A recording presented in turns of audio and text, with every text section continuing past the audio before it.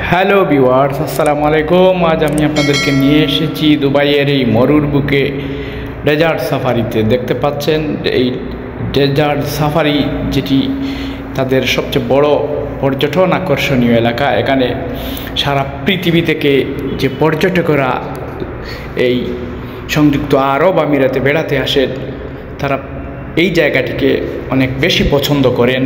আর আমি আজ সেখানে নিয়ে এসেছি আপনাদেরকে ঘুরে ঘুরে প্রত্যেকটি স্পট আপনাদেরকে দেখাবো। এই ডেজার্ট সাফারিতে যে মোটরসাইকেল, 4 চাকার যে একটি মোটরসাইকেল রয়েছে, সেটি বালুর মধ্যে রাইড করে থাকেন। 2 জন রাইড করতে গেলে এই মোটরসাইকেল দিয়ে 250 দেহরাম নেয়, অথবা একজন গেলে 200 দেহরাম নেয় তারা। এই রাইডটি আধা ঘন্টা থেকে 40 মিনিট পর্যন্ত সময় রাইড করতে পারবেন।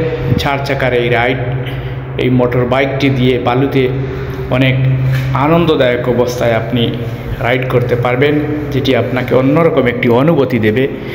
সাধারণত রাস্তায় যে মোটরসাইকেল রাইড করার যে আমরা যে আনন্দ পাই, সেটি থেকে সম্পূর্ণ ব্যতিক্রমী এটি।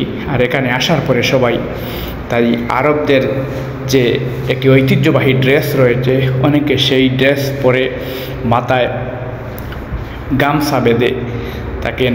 নারী পুরুষ একবারে বাচ্চা থেকে সবাই মাথায় গামছা বেঁধে আনন্দ উল্লাস করেন। এখানে উট রয়েছে, অনেকে উটের পিঠে চড়ে ছবি তুলেন। তারপর এখানে একটু শক্ত ইঞ্জিনের কিছু উন্নত মানের গাড়ি রয়েছে, সেই গাড়িগুলা দিয়ে এই ডেজার্ট সাফারিতে মরুভূমিতে এই বালু রাশি অতিক্রম করে তারপরে নিয়ে যায়।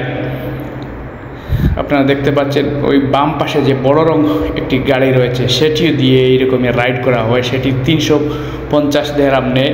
এখানে 3 জন থেকে 4 জন বসা যায়। আর এটি হচ্ছে একটি মাছের অ্যাকুরিয়াম। দর্শনার্থীরা এই অ্যাকুরিয়ামটি, অনেক বড় সাইজের মাছ রয়েছে এই অ্যাকুরিয়ামের ভেতরে। এটি সাগরে বড় বড় সাইজের মাছগুলার যে জীবনধারা, সেটি আপনি এখানে স্বচক্ষে অনুভব করতে পারবেন। এটি কিন্তু দুবাই মহলের ভিতরে অবস্থিত এই সুবিশাল অ্যাকুরিয়ামটি। এই অ্যাকুরিয়ামে রয়েছে নানা প্রজাতির ছোট বড় মাছ।